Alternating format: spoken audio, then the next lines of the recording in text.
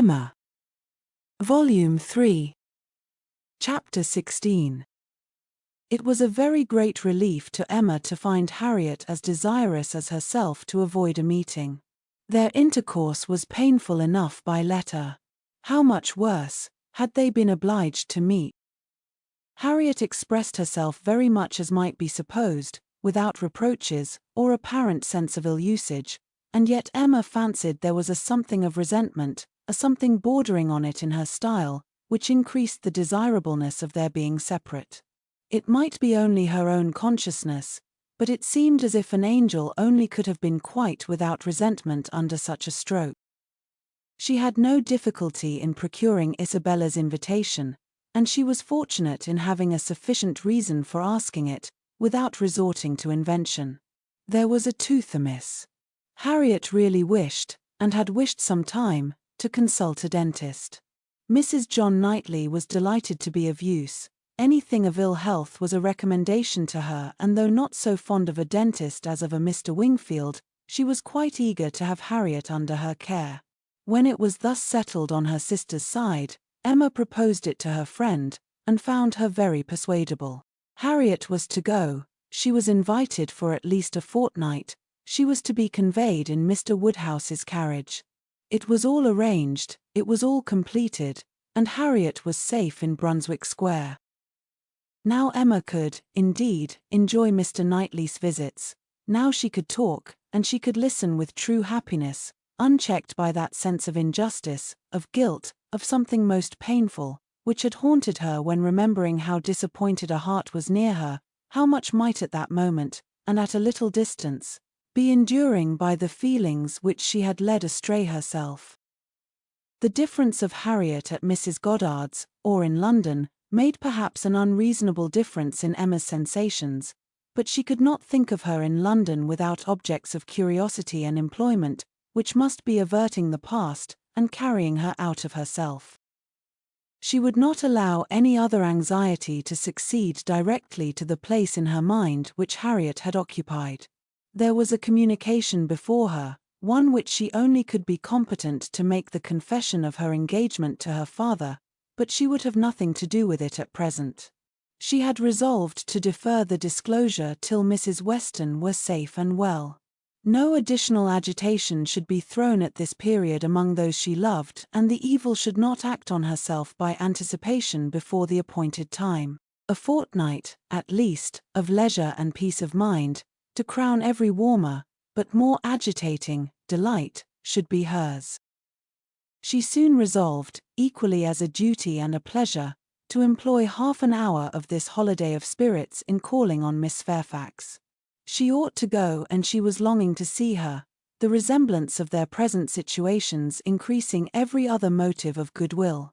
It would be a secret satisfaction, but the consciousness of a similarity of prospect would certainly add to the interest with which she should attend to anything Jane might communicate. She went. She had driven once unsuccessfully to the door, but had not been into the house since the morning after Box Hill, when poor Jane had been in such distress as had filled her with compassion, though all the worst of her sufferings had been unsuspected. The fear of being still unwelcome determined her, though assured of their being at home, to wait in the passage, and send up her name. She heard Patty announcing it, but no such bustle succeeded as poor Miss Bates had before made so happily intelligible. No, she heard nothing but the instant reply of, "Beg her to walk up," and a moment afterwards she was met on the stairs by Jane herself, coming eagerly forward, as if no other reception of her were felt sufficient. Emma had never seen her look so well, so lovely, so engaging. There was consciousness, animation, and warmth. There was everything which her countenance or manner could ever have wanted. She came forward with an offered hand, and said, in a low, but very feeling tone, "This is most kind, indeed. Miss Woodhouse, it is impossible for me to express. I hope you will believe. Excuse me for being so entirely without words."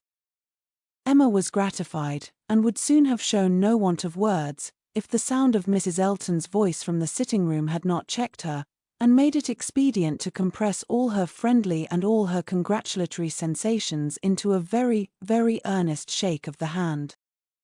Mrs. Bates and Mrs. Elton were together. Miss Bates was out, which accounted for the previous tranquillity. Emma could have wished Mrs. Elton elsewhere, but she was in a humour to have patience with everybody, and as Mrs. Elton met her with unusual graciousness, she hoped the rencontre would do them no harm. She soon believed herself to penetrate Mrs. Elton's thoughts, and understand why she was, like herself, in happy spirits. It was being in Miss Fairfax's confidence, and fancying herself acquainted with what was still a secret to other people.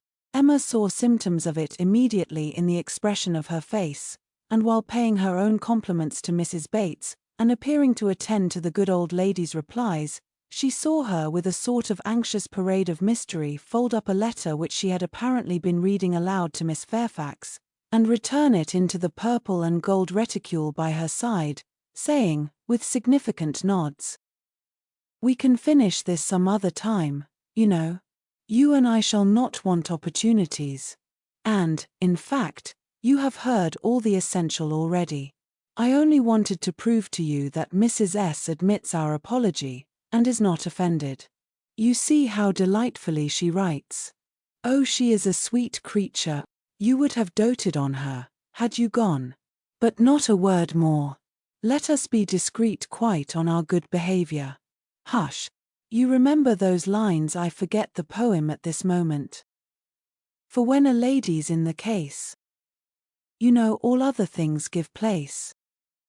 Now I say, my dear, in our case, for lady, read mum, a word to the wise. I am in a fine flow of spirits, auntie I? But I want to set your heart at ease as to Mrs. S. My representation, you see, has quite appeased her. And again, on Emma's merely turning her head to look at Mrs. Bates's knitting, she added, in a half-whisper, I mentioned no names, you will observe. Oh no, cautious as a minister of state. I managed it extremely well. Emma could not doubt. It was a palpable display, repeated on every possible occasion. When they had all talked a little while in harmony of the weather and Mrs. Weston, she found herself abruptly addressed with, Do not you think, Miss Woodhouse, our saucy little friend here is charmingly recovered? Do not you think her cure does Perry the highest credit? Here was a side glance of great meaning at Jane. Upon my word, Perry has restored her in a wonderful short time. Oh, if you had seen her, as I did, when she was at the worst. And when Mrs. Bates was saying something to Emma, whispered father, we do not say a word of any assistance that Perry might have, not a word of a certain young physician from Windsor. Oh no, Perry shall have all the credit. I have scarce had the pleasure of seeing you, Miss Woodhouse, she shortly afterwards began, since the party to Box Hill. Very pleasant party. But yet I think there was something wanting. Things did not seem, that is, there seemed a little cloud upon the spirits of some. So it appeared to me at least, but I might be mistaken. However, I think it answered so far as to tempt one to go again. What say you both to our collecting the same party, and exploring to Box Hill again, while the fine weather lasts? It must be the same party, you know, quite the same party, not one exception. Soon after this Miss Bates came in, and Emma could not help being diverted by the perplexity of her first answer to herself, resulting, she supposed, from doubt of what might be said, and impatience to say everything. Thank you, dear Miss Woodhouse, you are all kindness. It is impossible to say yes, indeed, I quite understand dearest Jane's prospects, that is, I do not mean. But she is charmingly recovered. How is Mr. Woodhouse? I am so glad. Quite out of my power. Such a happy little circle as you find us here. Yes, indeed. Charming young man. That is so very friendly. I mean good Mr. Perry. Such attention to Jane, and from her more than commonly thankful delight towards Mrs. Elton for being there, Emma guessed that there had been a little show of resentment towards Jane, from the vicarage quarter, which was now graciously overcome. After a few whispers, indeed, which placed it beyond a guess, Mrs. Elton, speaking louder, said, "Yes, here I am, my good friend, and here I have been so long, that anywhere else I should think it necessary to apologize. But, the truth is, that I am waiting for my lord and master. He promised to join me here, and pay his respects to you." "What? Are we to have the pleasure of a call from Mr. Elton? That will be a favor indeed. For I know gentlemen do not like morning visits, and Mr. Elton's time is so engaged." "Upon my word it is, Miss Bates. He really is engaged from morning to night. There is no end of people's coming to him, on some pretense or other. The magistrates, and overseers, and churchwardens, are always wanting his opinion. They seem not able to do anything without him. Upon my word, Mr. E. I often say, rather you than I. I do not know what would become of my crayons and my instrument, if I had half so many applicants. Bad enough as it is, for I absolutely neglect them both to an unpardonable degree. I believe I have not played a bar this fortnight. However, he is coming, I assure you. Yes, indeed, on purpose to wait on you all." And putting up her hand to screen her words from Emma, "A congratulatory visit, you know." "Oh yes, quite indispensable." Miss Bates looked about her, so happily. "He promised to come to me as soon as he could disengage himself from Knightley, but he and Knightley are shut up together in deep consultation. Mr. E. is Knightley's right hand." Emma would not have smiled for the world, and only said, "Is Mr. Elton gone on foot to Donwell? He will have a hot walk." "Oh no, it is a meeting at the Crown, a regular meeting. Weston and Cole will be there too, but one is apt to speak only of those who lead. I fancy Mr. E. and Knightley have everything their own way." "Have not you mistaken the day?" said Emma. "I am almost certain that the meeting at the Crown is not till tomorrow. Mr. Knightley was at Hartfield yesterday, and spoke of it as for Saturday." "Oh no, the meeting is certainly today," was the abrupt answer, which denoted the impossibility of any blunder on Mrs. Elton's side. "I do believe," she continued, "this is the most troublesome parish that ever was. We never heard of such things at Maple Grove." "Your parish there was small," said Jane. "'Pon my word, my dear, I do not know, for I never heard the subject talked of. But it is proved by the smallness of the school, which I have heard you speak of, as under the patronage of your sister and Mrs. Bragg, the only school, and not more than 25 children." "Ah, you clever creature, that's very true. What a thinking brain you have. I say, Jane, what a perfect character you and I should make, if we could be shaken together. My liveliness and your solidity would produce perfection. Not that I presume to insinuate, however, that some people may not think you perfection already. But hush! Not a word, if you please." It seemed an unnecessary caution.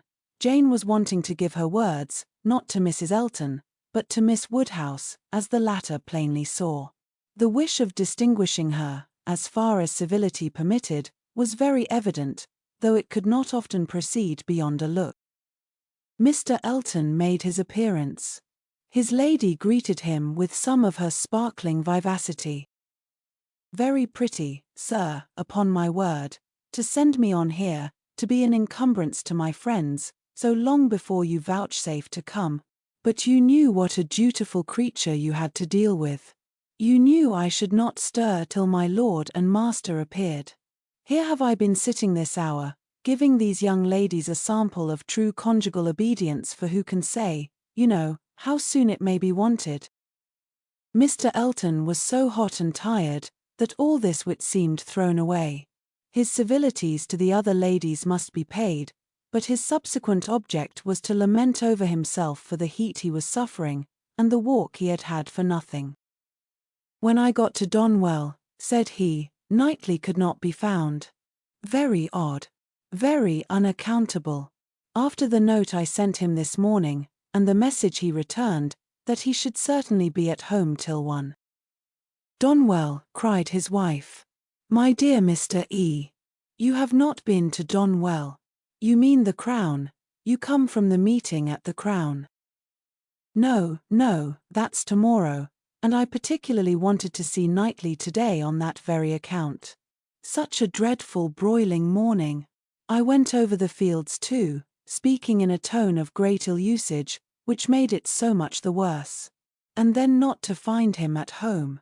I assure you I am not at all pleased. And no apology left, no message for me. The housekeeper declared she knew nothing of my being expected. Very extraordinary. And nobody knew at all which way he was gone. Perhaps to Hartfield, perhaps to the Abbey Mill, perhaps into his woods. Miss Woodhouse, this is not like our friend Knightley. Can you explain it? Emma amused herself by protesting that it was very extraordinary, indeed, and that she had not a syllable to say for him. I cannot imagine, said Mrs. Elton, feeling the indignity as a wife ought to do, I cannot imagine how he could do such a thing by you, of all people in the world. The very last person whom one should expect to be forgotten. My dear Mr. E. He must have left a message for you, I am sure he must. Not even Knightley could be so very eccentric, and his servants forgot it. Depend upon it, that was the case, and very likely to happen with the Donwell servants, who are all, I have often observed, extremely awkward and remiss. I am sure I would not have such a creature as his Harry stand at our sideboard for any consideration.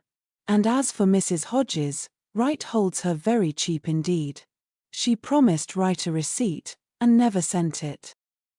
I met William Larkins, continued Mr. Elton, as I got near the house, and he told me I should not find his master at home, but I did not believe him. William seemed rather out of humour. He did not know what was come to his master lately, he said, but he could hardly ever get the speech of him.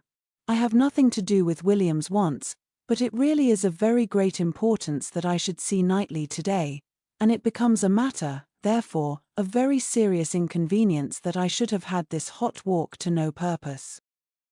Emma felt that she could not do better than go home directly.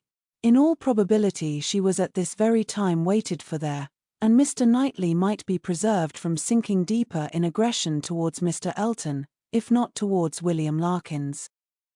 She was pleased, on taking leave, to find Miss Fairfax determined to attend her out of the room, to go with her even downstairs. It gave her an opportunity which she immediately made use of, to say, "It is as well, perhaps, that I have not had the possibility. Had you not been surrounded by other friends, I might have been tempted to introduce a subject, to ask questions, to speak more openly than might have been strictly correct. I feel that I should certainly have been impertinent." "Oh," cried Jane, with a blush and an hesitation which Emma thought infinitely more becoming to her than all the elegance of all her usual composure, "there would have been no danger. The danger would have been of my wearying you. You could not have gratified me more than by expressing an interest. Indeed, Miss Woodhouse, speaking more collectedly, with the consciousness which I have of misconduct, very great misconduct, it is particularly consoling to me to know that those of my friends, whose good opinion is most worth preserving, are not disgusted to such a degree as to I have not time for half that I could wish to say. I long to make apologies, excuses, to urge something for myself. I feel it so very due. But, unfortunately, in short, if your compassion does not stand my friend." "Oh, you are too scrupulous, indeed you are," cried Emma warmly, and taking her hand. "You owe me no apologies, and everybody to whom you might be supposed to owe them is so perfectly satisfied, so delighted even. You are very kind, but I know what my manners were to you. So cold and artificial. I had always a part to act. It was a life of deceit. I know that I must have disgusted you. Pray say no more. I feel that all the apologies should be on my side. Let us forgive each other at once. We must do whatever is to be done quickest, and I think our feelings will lose no time there. I hope you have pleasant accounts from Windsor. Very.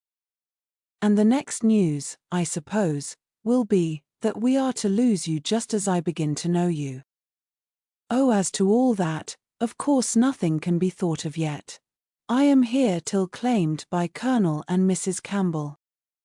Nothing can be actually settled yet, perhaps, replied Emma, smiling, but, excuse me, it must be thought of.